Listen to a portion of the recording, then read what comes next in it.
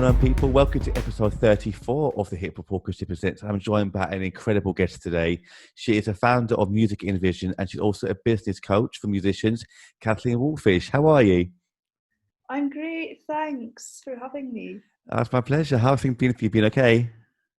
Yeah, just very busy with a big move to a new country, but yeah, apart from that, we're doing well. So Good. We were just saying actually before the podcast, weren't we, that you moved from the UK to Berlin, didn't you?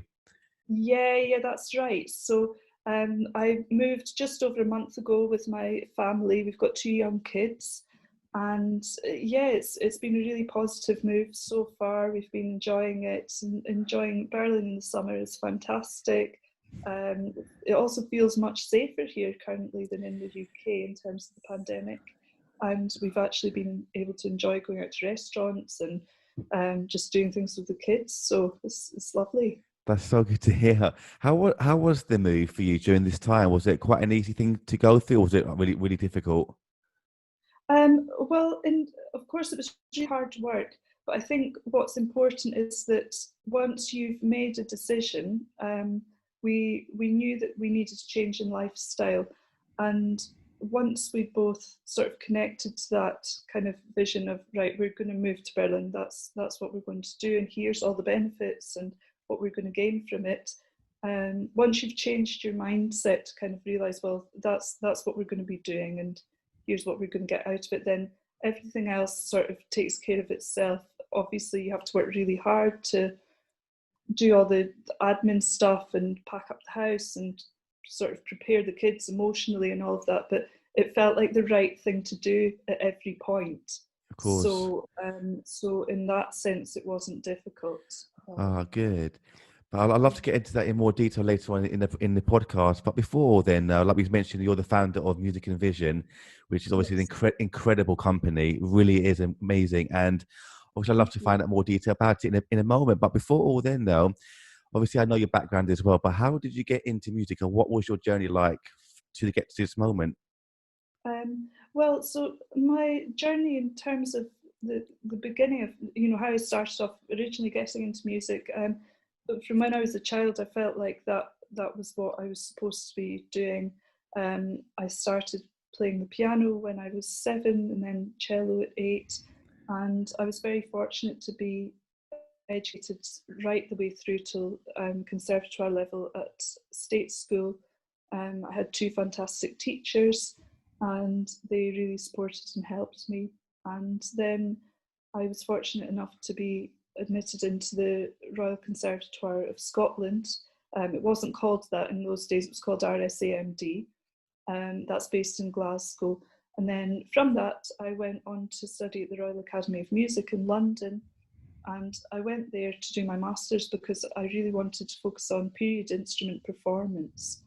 And looking into historical performance is something that served me really well when I've been working in film, because I do a lot of advising on period instruments and different aspects of historical music for film and TV.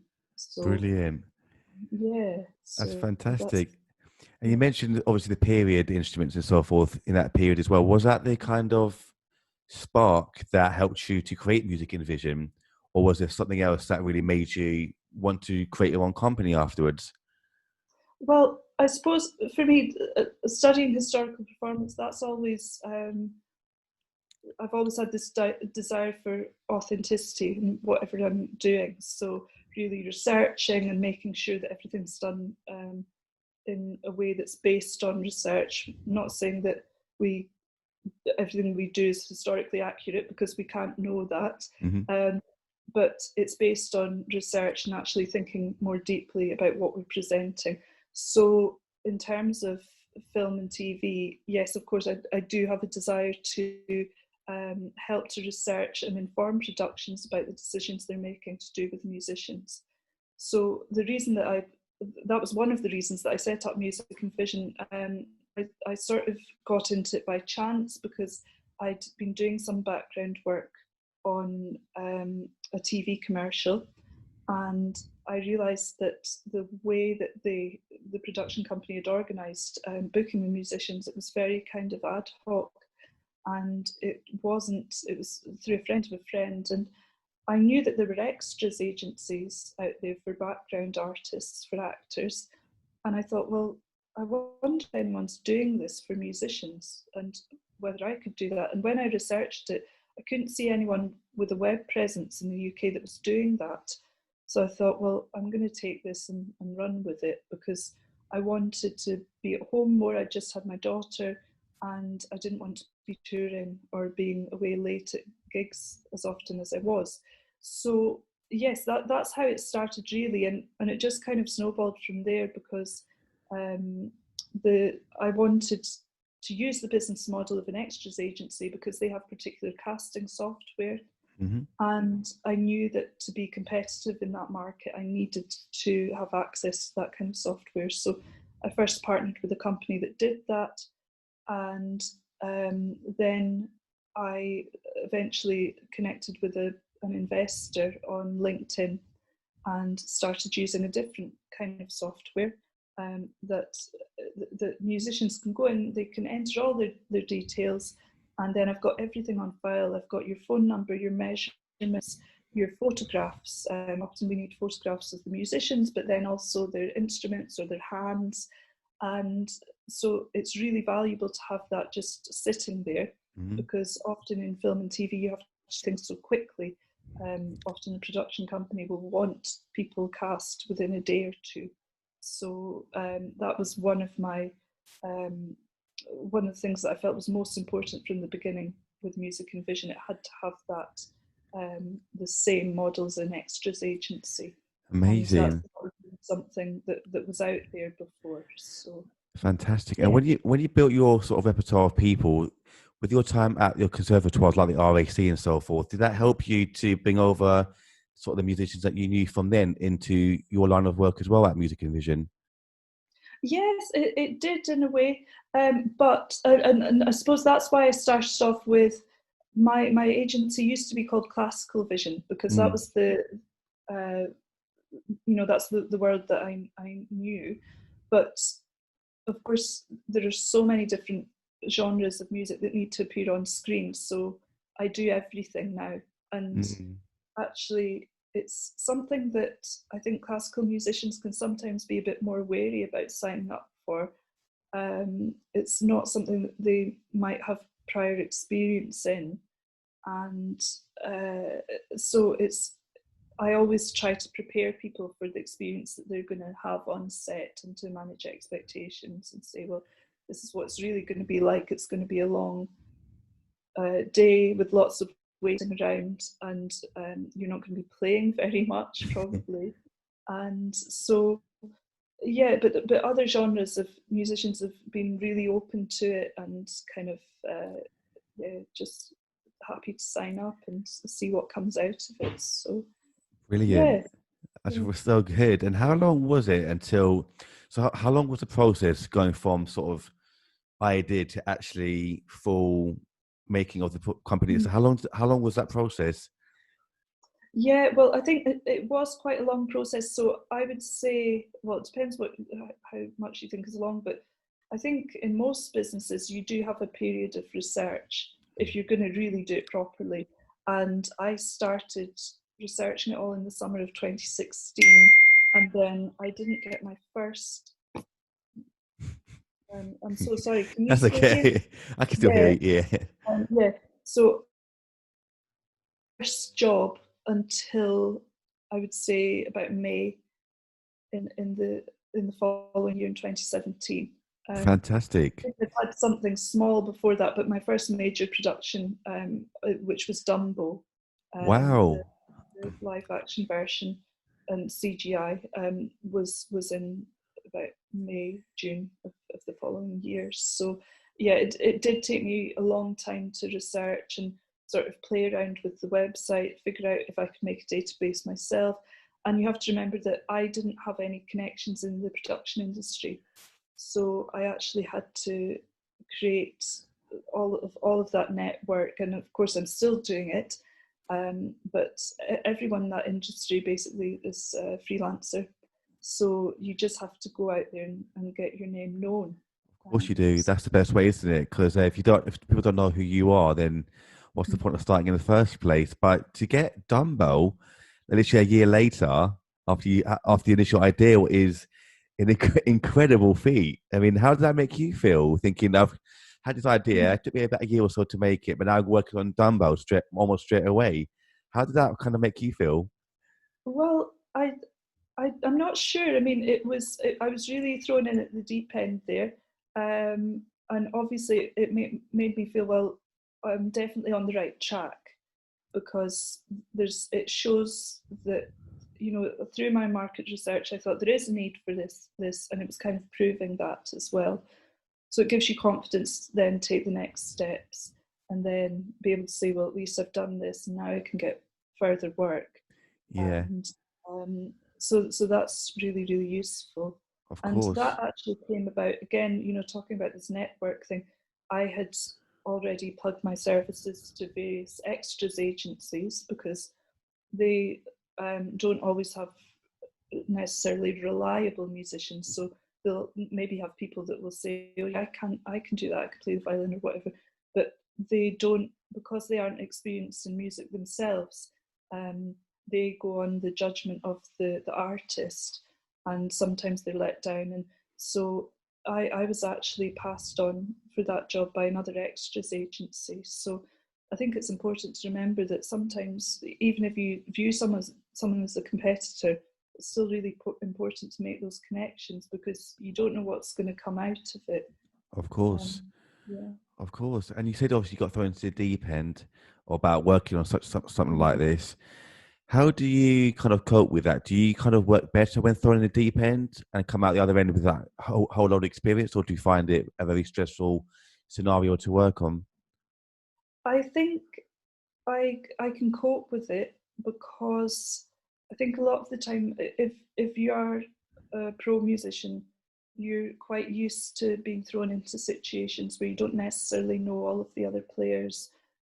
Particularly in the UK, we get very used to doing concerts or gigs without a lot of rehearsal time. So I suppose I'd had that experience already, and I'm pretty resilient in a way as well. And because it's something that I have control over, because it's my company, in a way I find that easier than being thrown at the deep end when you're kind of not in control of it. I was able to make all the decisions and say, well, I think this is right or this isn't right. And of course it's tricky, but I didn't at any point feel that I was totally out of my depth, because I thought, well, I still know more about the aspect of the aspects of my job than the other people in the production team do.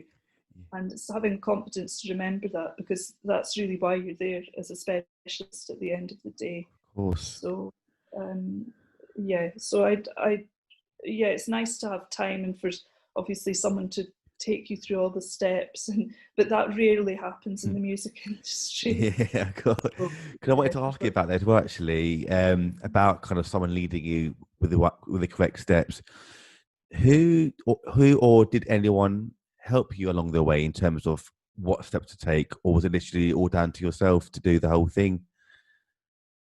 um, in terms of my music career, I suppose with my freelance performing, I've had some fantastic teachers and mentors along the way, and I think that, but in terms of music and vision, I can't really think of it. I had a fantastic business coach at one point. She was really wonderful, and completely. Although she'd worked in the music industry, um, she it was purely as a sort of a business coach. It wasn't to do with the music industry. Her name's Sarah Aquasombi. I She's know got a her, really yeah. Yeah, she's got a Yeah. really big following on Instagram. She's got a new book coming out, which is going to be great. And we're both based in Croydon, so she really gave me a lot of help, when I was sort of wanting to take my business to the next level. And but apart from that, within the music industry, I can't really say that I've had loads of advice from people, because it was such a totally different thing to what my peers were doing.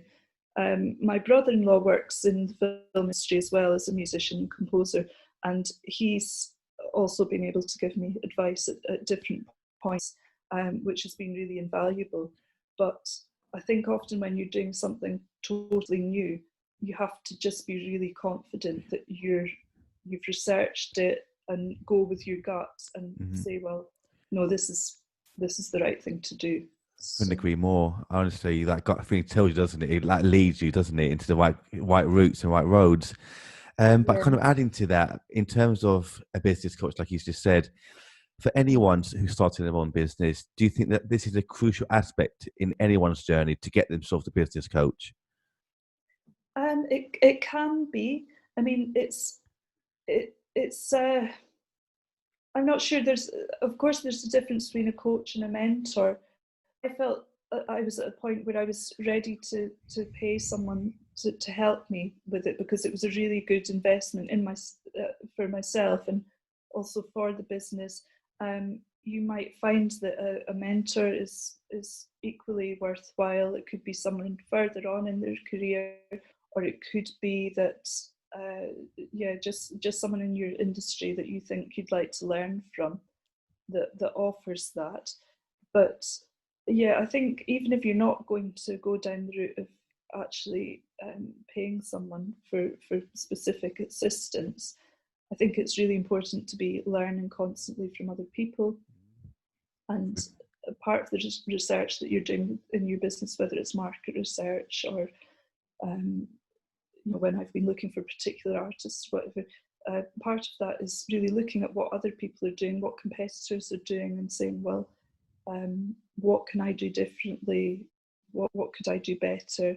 I follow a lot of people on Instagram that give business and entrepreneurship advice, and it's really valuable. And there's tons of people out there early on in your sort of entrepreneurial journey. You can access a lot of it for free.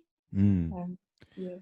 Definitely. How many people do you look after in terms of musicians and composers, the roster that you work with?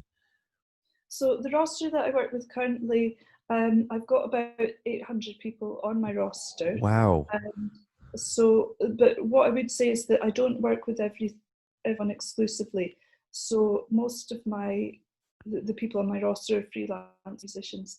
So in a way, because the work's so few and far between in terms of the on-camera work, I wouldn't sort of make them sign something exclusively. If they want to seek that kind of work elsewhere as well, that's fine. And yes, I think that artist management, in a way, is not something that I've really wanted to get into. I'm providing opportunities for people, but I don't want to have anyone on my books exclusively. So I think it's a model that works fairly well. And of course, you can't expect freelance musicians to suddenly just be available for things. But in the cases that they are, it works out very well. And that's why I've got such high numbers on my roster as well, because of the variety of, it's not just instrumentalists or singers that I need, it's the variety of faces and looks that you need in casting as well, because sometimes it's not important, but other times, and it's the only time that anyone's ever mentioned that's important in my whole music career, if it's on camera for a particular time or place or whatever, they might have specific decisions that they need to make. So yeah, and working with so many people on your roster, it might be a silly question. I've always got to include one silly question somehow. But, do you work with a specific age range of people, or is it literally just open to kind of anyone that would like to get extra work? It's open to everyone.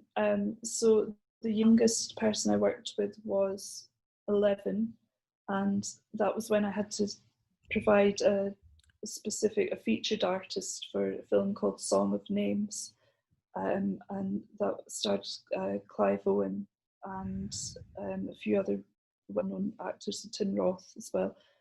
And my artist playing the younger version of Clive Owen, and he had to be a fantastic actor and a really amazing, like a prodigy type violin player, which he is. His name's Luke Doyle, and yeah, he's a fantastic young violinist. So he had a featured role in that film, which was a brilliant opportunity. And then the oldest person that I've had to cast, I've had a couple of requests for people in their 80s. Oh, wow. So it's not, I never ever want people to think that it's some sort of agency which is restricted to, you know, I want you to be under 30 and be sort of slim and beautiful. And it's not like that at all. We need all sorts of ages and faces and ethnicities. And that's what I really like about it, because it's not restrictive in that way. Definitely.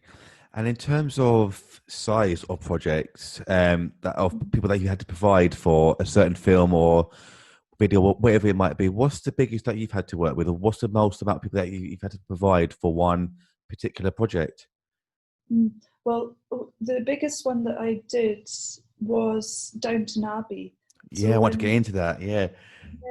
So when they did the feature film of Downton Abbey, I had to provide an orchestra. It wasn't a huge orchestra, but it was quite a big number of players. I've also had to provide quite a number of players also for Britain's Got Talent before as well. And it's great when they get lots of musicians in for these shows. Fantastic. Yeah, because I wanted to get into Downton Abbey as well. Obviously, seeing your sort of CV of who you've worked with, it's obviously an incredible list of people you work with. When people like Downton Abbey come along to work on those sort of projects, like kind of like what we said earlier about the Dumbo situation, the film, obviously not situation, the film, do you get really excited when these kind of things come forward? Or is it kind of like a sort of pressure thinking it's got such a big name behind it and must deliver to such a high standard? Well, I think it's just that at the end of the day, so there are so many different people involved in it. So it might be that you already know the production company and you think, wow, that's going to be amazing to work with them. Or you don't know the production company, but they've got an amazing distributor and you know it's going to be a big deal. But the thing is, a lot of my work is through freelancers that I know already. So really, at the end of the day, you're just working with people. And it's lovely if it's people that you know and that have asked you back again. And so you're not working with like the top executive at Walt Disney or something. You know, it's people that you are just. I think one of the amazing things about a film production, and you see especially on set, is that all these people come together with amazing talents and very specific jobs. You know, there's the props, everyone doing lighting, electrician, camera people, and everyone comes together and it works like a machine. And they're not, some of them might work together in little groups from time to time, but a lot of it's people that don't know each other already at the very beginning. And so you're just doing a very small job in part of a much larger machine, really. And so I think that keeps it, so I don't feel intimidated when I work on these kind of productions, because although it's high pressure, all you're doing is trying to do your best for your colleagues, really. Of course, yeah. And when you do see it come to fruition, how does that? What's the feeling like behind that when you see like going from such hard work to see it come to life in such like the finished product? What's that feeling like? Yeah. It's really nice. It's really nice to sit down and watch it and go, oh yeah, I was involved in that. That's really great. And the best thing is, because you don't always get a credit, but it's really nice when you do get a credit at the end. But the other thing that you always have to prepare yourself for is that what the work that you do on the film, it might not be there in the final version. It might be totally cut. And I've definitely had that experience before where, you know, I've had artists that have been on set for 3 or 4 days, and then you either don't see them or you might see them for a few seconds and that's it. Yeah. And that's all to do with the editing at the end of the day. And I've had a couple of situations like that this year where you think, you've been on set and you think, oh yeah, they're definitely going to be featured because they were beside the main actor, and then it's just edited or cut totally differently. So I think it's always great to go in and do the work, but I think for the artists as well, you have to always be prepared that actually you might not make the final cut. Not anything that you've done, it's just the way it's been edited. So Mm. yeah, it's interesting. It is interesting because I wanted to ask you about that as well. Like, how, if they do get cut, does that kind of, and obviously you prep them, like you mentioned earlier as well, beforehand, saying this might happen. Does that ever kind of upset you and the artists you work with? Think, I've worked so hard over these, say, past few days just for it not to be seen. Does that kind of upset them in a way, even with the prep Uh, from you beforehand? I don't know. I mean, really, it's just. I think it's just part of the job. I've never been. Obviously, it would be lovely if you were seen, and it was.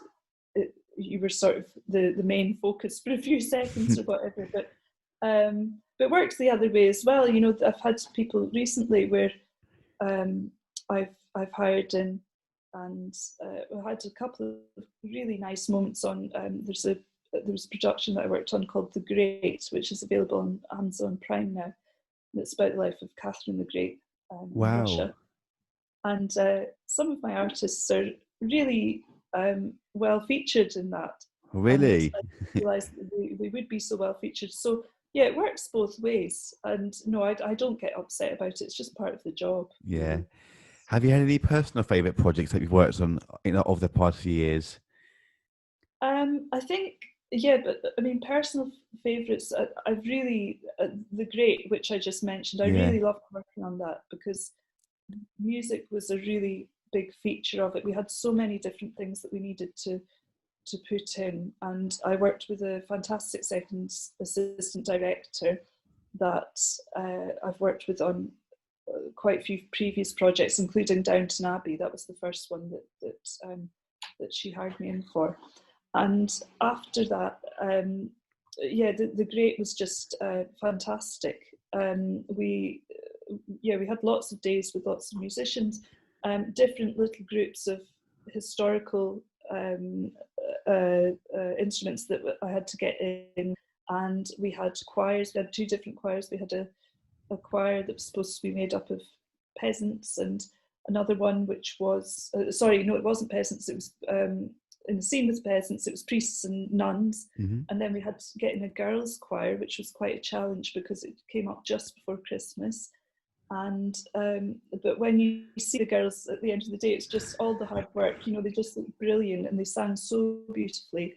And yeah, that was September until February basically. Mm. And it was a lovely atmosphere on set. It was just fantastic. That's lovely. And Mm. I kind of wanted to ask as well, like sort of the average length that you spend per project. Like you said, obviously so quick the turnaround as well, and sometimes obviously spend a few days as well. What's the kind of average length that you spend per project? Is it like a few days, or do you sometimes even spend sometimes even weeks or months on something? Yeah, I mean, it can be weeks, months, depending on what stage of the production I'm brought in at. Generally, if it's a film, they're probably not going to spend months filming it. That would more be if it was a longer series. Um, but depending on when I'm brought in, you could be brought in quite early on in the prep stage, and they're maybe not shooting for a couple of months. So it really just depends.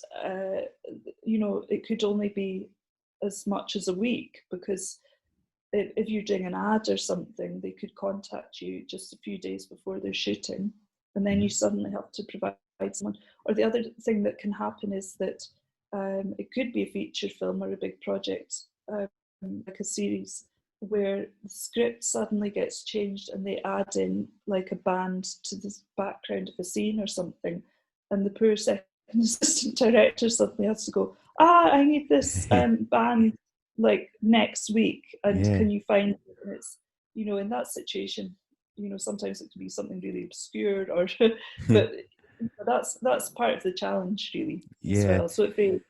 Yeah, because looking obviously, like we mentioned earlier, I have been looking obviously at the work that you do, and I really admire so much what you do. And obviously, you mentioned that you do sort of provide all sorts, from the kind of obvious to the kind of obscure as well, like you just mentioned there. What in your mind? What has been the most kind of obscure request that you've been given? Um, yeah, so the most obscure requests, I'm trying to think, because there definitely have been some weird ones. So we had we had to find massive balalaikas for the grate, which are a Russian folk instrument. I once had to find a piano tuner that Hmm. was blind, and there are lots of blind piano tuners out there Mm. because they've got such amazing Yeah. sensory perception of to be able to tune pianos. I had to find someone that really did that in real life once. Um, I'm sure that there's been something more odd recently. Um, yeah, I can't think apart from that. But yeah, if anything comes to mind, I'll get back to you. There's Okay, been no, some, no yeah, worries. past. That's okay. But Yeah. also, like, kind of adding what you said earlier, that you do obviously work on everything as well. One of the things that really caught my eye as well is that you offer different courses as well, don't you, within music? Yeah, So yeah, what? that's right. Yeah. So what are these courses that you do offer?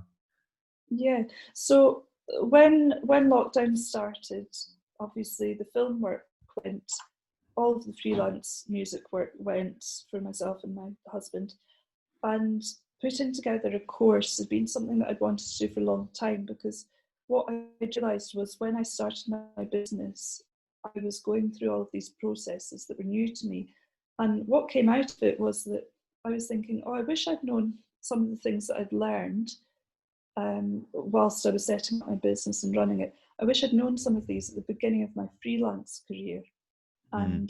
because it's something that you're not taught necessarily at music college or conservatoire, and some people are really entrepreneurially minded anyway, but some people aren't, and they're just, they're really creative, but they are focused on the playing or their singing, and it's not natural to them to think of themselves as running a business. But actually, any other freelancer is, they're Hmm. thinking, like, I've got, this is how I earn my money, therefore it is a business. So I really wanted to put something together for musicians. So that was when, during lockdown, I always try and make the best out of any situation that I'm in. And I knew that I wasn't going to have any work for quite, and well, it's turned out to be a number of months. The bigger productions in the UK are still not on.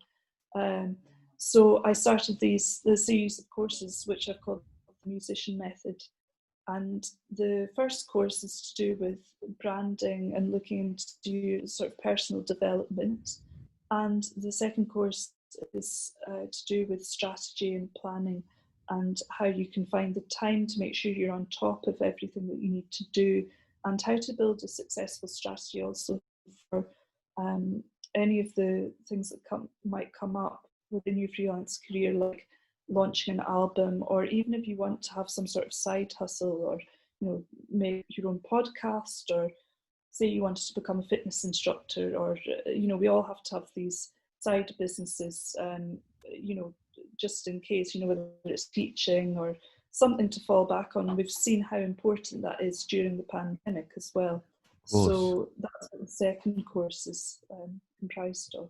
Brilliant. How's it been going so far in terms of setting up and running of the courses as well? How did I, what, sorry? It's okay. How have it been going so far in terms when if going from the initial idea to making it so far? How was that transition? Was it okay? Was it quite a quick thing to do? Yeah, so it was quite quick because I wrote and filmed all the courses, and I had to choose the software setup. I use a platform called Thinkific, which has been great. I did all that within a month, and so then I started marketing and all of that. So it's been quite a quick transition, but at the same time, I had been doing some mentoring before that. And I thought, well, this seems like a natural transition to make Mm. and a good thing to do, to have set up, because the film work is also up, it can be up and down. Mm-hmm. And particularly if we're over the next few years going to going into periods of lockdown sometimes. And I mean, obviously I want to set up the film music business here in Berlin as well, and be travelling back and forward to London. But I think it's always good to have something else up your sleeve if we're not going to be able to always be performing. Mm. So Definitely. But I love to kind of finish on sort of the best lessons that you've learned, and a perfect sort of transition from what you just said to now. So what have been the best lessons you've learned over the past sort of few years since starting Music and Vision? So I think that obviously there's been quite a few things. I have really learned to be much more focused and organised. Mm-hmm. I think that also comes with having children, because you've got a limited amount of time to be able to do everything that you need to do. Because I think the biggest transition was that I was going from a freelance musician representing myself to representing a business.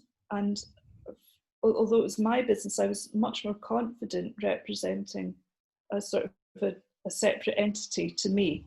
Mm-hmm. So the things that I've learned from that to do with networking and having a good pitch and really thinking about branding and how I want to, what's my sort of marketing message, what's my one-liner, how am I going to walk into a room and say this is what I do. They're all things that I would have loved to have known when I was first starting out as a freelancer, because I feel so much more confident now in explaining my businesses, whereas before I think I felt almost apologetic about being a freelance musician, because it's so misunderstood sometimes. If you're talking to, I suppose the ideal with a business idea is that you want to be able to explain it to anyone, even if they don't have prior knowledge of what you do. And I think the reaction that I got a lot of the time when I was speaking to non-musicians was, oh, right, I didn't know you could make a living from that, or, wow, what else do you do? Or I don't know what that is, or what's a cello, how do you... So that I always felt put on the back foot, Mm-hmm. whereas there are lots of ways around that I've learned now. So yes, so there's definitely that aspect, and also yes, just be very resilient and open to going into new situations. And yes, I think also feeling, I think it's been really nice to have that feeling that I'm on the right path now. Mm-hmm. As well. That's fantastic. But I'd love to finish on a very inspirational message like that. But I also want to take the time to say thank you so much for being part of the podcast today. Really lovely chatting to you today. Thank you. Great. Thank you, and thanks for having me. It's My been pleasure. lovely. And how can people find you, and also Music and Vision as well? Yeah, so you can find me on Instagram. It's just Kathleen Wallfisch. I'm on all the main social media sites. You can find Music and Vision on Instagram at Music and Vision. The Musician Method at The Musician Method. You'll find me on Facebook as well, and also LinkedIn if that's something that you do.